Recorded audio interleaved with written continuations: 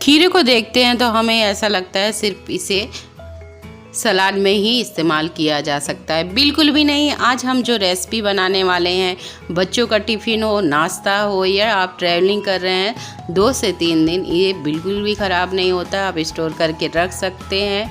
नमस्ते दोस्तों, बजट की रसोई में आप सभी का स्वागत है। हमने एक खीरा ले लिया हुआ है। आप जैसे बड़ी फैमिली है तो ज़्यादा भी ले सकते हैं। यहाँ पर मेरी छोटी फैमिली है तो मैंने एक खीरा लिया हुआ है, इसे छील लिया हुआ है। बिल्कुल भी नहीं, आप ये मत सोचिए कि हम इसका सलाद बनाने वाले हैं। हम आपने को पहले ही बताया है कि हम इससे बहुत ही टेस्टी रेसिपी बनाने वाले हैं। तो जो हमारे पास कद्दूकस करने वाला होता है, उसी से हमें इस तरह से कद्दूकस कर लेना है। आपको याद दिलाना चाहूँगी, अगर आपको मेरी रेसिपी पसंद आ रही हो तो मेरे चैनल को लाइक, सब्सक्राइब, शेयर ज़रूर कीजिए, क्योंकि ऐसे ही मज़ेदार रेसिपी मैं लेकर अपने चैनल पर आती रहती हूँ। कद्दूकस करने के बाद हमें इसे छान लेना है। जो इसमें एक्स्ट्रा पानी है निकाल देना है, या जूस इस तरह से आप चाहें तो कपड़े से भी दबाकर इस तरह से निकाल सकते हैं। हम इस जूस को फेंकेंगे नहीं, इसे इस्तेमाल करेंगे। यहाँ पर मैंने 2 कप गेहूं का आटा लिया हुआ है। आप आटा और मैदा भी ले सकते हैं। उसी के साथ यहाँ पर अजवाइन को क्रश करके इसमें डालेंगे। उसके बाद हम इसमें 1/4 चम्मच मिर्ची का पाउडर डालेंगे। 1/4 चम्मच यहाँ पर हल्दी डालेंगे। अजवाइन से पाचन क्रिया, खाना पचने में आसानी होती है। और 1 चम्मच यहाँ पर घी डालेंगे और सारी चीज़ों को अच्छे से हमें मिला देना है। घी से ये क्रिस्पी बनेगा।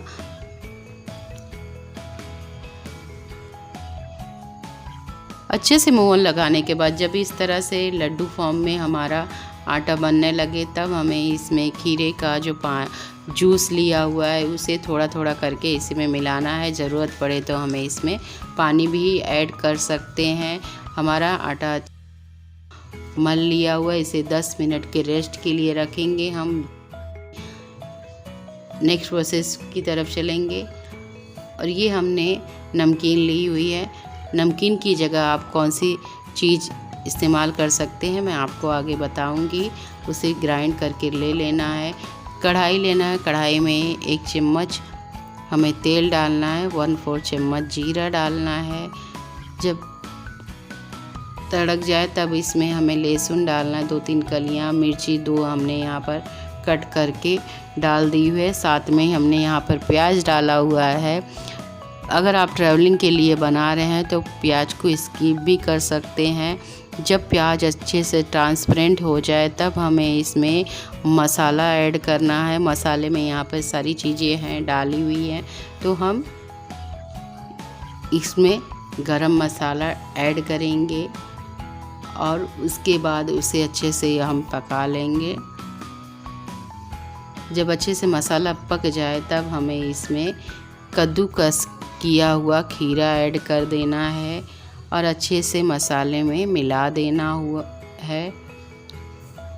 जब पक जाए, हल्का पानी जो खीरे में था वो सूख जाए, तब हमें इसमें हल्दी और लाल मिर्च का पाउडर मिला देना है। स्वाद अनुसार नमक मिला देना है।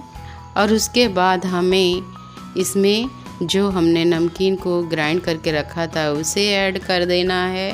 और जो एक्स्ट्रा मॉइस्चराइज होगा ये नमकीन से ऑब्ज़र्व कर लेगा और हमारा जो मसाला है एकदम ड्राई हो जाएगा।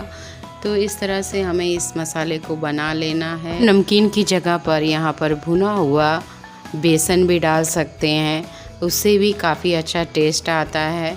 तो ये इस तरह से आप मसाला बनाकर ले सकते हैं। तो ये लीजिए, हमारा मसाला बनकर तैयार हो चुका है। मसाला हमारा एकदम ड्राई हो चुका है। अब इसमें धनिया ऐड करेंगे। धनिया आप पहले भी ऐड कर सकते हैं, पर बाद में डालने से इसका टेस्ट थोड़ा अलग आता है, काफ़ी टेस्टी लगता है। तो इस तरह से मिला देना है।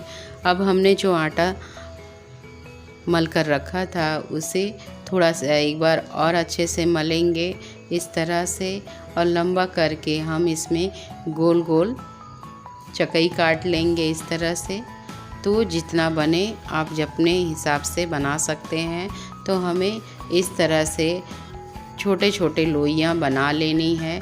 फिर इस तरह से एक लोई लेकर आटे से डस्ट करेंगे और उसके बाद हमें इसे रोटी की तरह बेल लेना है। सारी लोइयों को हमें इसी तरह से बेल लेना है। जैसे आप छोटी बड़ी बनाना चाहें अपने हिसाब से बना सकते हैं।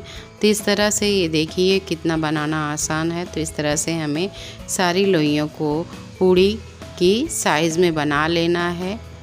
तो इस तरह से मैंने सारी की सारी लोइयाँ बना ली हुई हैं। उसके बाद हमें जो हमने फिलिंग्स बनाई थी उसे इसमें इस तरह से भर देना है। आप अपनी ज़रूरत के हिसाब से कम ज़्यादा भर सकते हैं। तो इस तरह से हमने इसमें जो फिलिंग्स बनाई थी खीरे की वो भर देना है। और उसके बाद साइड साइड में हमें थोड़ा सा पानी लगा देना है जिससे कि ये खुले नहीं। तो इस तरह से हमें बीच में फिलिंग्स को भरनी है और उसके बाद साइड में हमें इस तरह से पानी लगाने के बाद हमें दूसरी पूड़ी को इस तरह से उसके ऊपर रख देना है और हाथों से हल्का सा प्रेस करना है। और जब अच्छे से चिपक जाए तब हमें इसमें हाथों से इस तरह से आप करेंगे तो ये बिल्कुल खुलेगा नहीं। आपको लग रहा होगा कि ये तेल में जाकर खुल जाएगा, तो ऐसा नहीं है। बहुत अच्छे से फूलेगी और बहुत ही पूड़ी से भी ज़्यादा बेटर ये फूलेगा। तो इस तरह से हमें करके बेलने से हमें इसे बेल देना है जिससे कि ये खुले नहीं। तो इस तरह से हमें सारी पूड़ियों को इस तरह फिलिंग भरकर हमें अच्छे से बेलकर रख लेना है।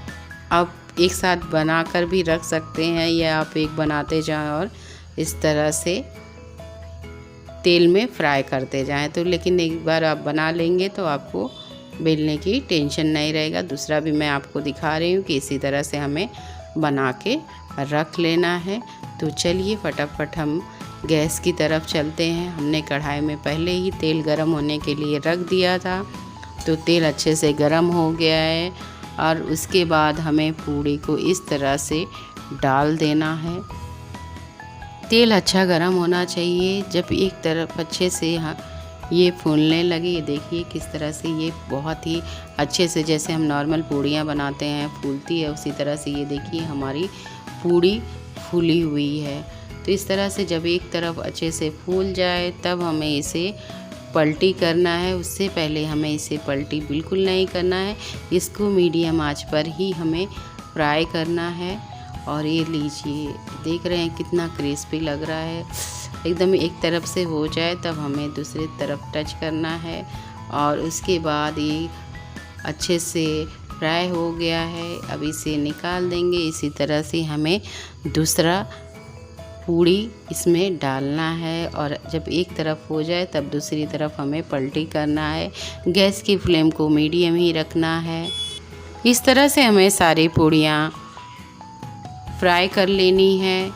और ये देखिए कितनी आसानी से हमारा पूड़ी फ्राई हो चुका है। और ये लीजिए हमारी पूड़ी की थाली बहुत ही टेस्टी तैयार है। इसे मैंने चटनी के साथ सर्व किया हुआ है, टमाटर और प्याज की।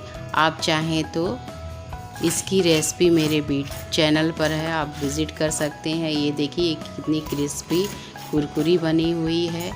इसकी आवाज़ भी मैं सुनाती हूँ और इसे तोड़कर भी आपको दिखा रही हूँ। वाह, एकदम ही सॉफ्ट क्रिस्पी कुरकुरी हमारी ये चटपटी सी पूड़ी खीरे की तैयार है। और इसे टेस्ट करने के बाद तो आपके हाथ रुकने वाले नहीं हैं, गारंटी के साथ। अगर आप हेल्थ कॉन्शियस हैं तो मैं आपको बताऊंगी कि आप बिना तले भी इसे बना सकते हैं। तो चलिए हम इसे पराठे की तरह ही बनाकर देख लेते हैं। तो इस तरह से अगर आप ऑयली नहीं खाना पसंद करते हैं तो इस तरह से आप रोटी की तरह बना लीजिए और इसमें फिलिंग्स इस तरह से भर कर आप चाहे तो चौकोन पराठा बना सकते हैं या आप गोल पराठा बनाना चाहें तो गोल बना सकते हैं। इस तरह से मैंने एक चौकोन पराठा बनाया है, साथ ही साथ एक नॉर्मल जैसे पराठे हम बनाते हैं उस तरह से भी बनाया हुआ है। तो ये पराठा तो आपको पता ही है। तो इस तरह से बीच में फीलिंग्स बननी है और उसके बाद चारों तरफ से फोल्ड कर देना है। तो हमें इसे बेल लेना है, आटे से टस्ट करना है और हल्के से इसे बेल लेना है। अब इसी के साथ मैं आपको एक और दिखाऊंगी। इस तरह से बीच में जो नॉर्मली हम पूड़ियाँ बनाते हैं फिलिंग्स को भरनी है और रोटी की तरह इसे बेल लेना है। तो चलिए फटाफट हम इसे भी सेक लेते हैं। इस तरह से नॉर्मली हमारे पराठे जो बनते हैं उस तरह से तेल लगाना है और फ्राई करना है। देखा आपने कितना आसानी से हमारी पूड़ी या पराठा बनाया जा सकता है। तो इस तरह से उलट पलट कर आप इस पराठे को सेक लीजिए। चलिए इसको चटनी के साथ, खट्टी मीठी चटनी के साथ, टमाटर की, आपने अगर वो रेसिपी नहीं देखी है तो आप जाकर विज़िट कर सकते हैं।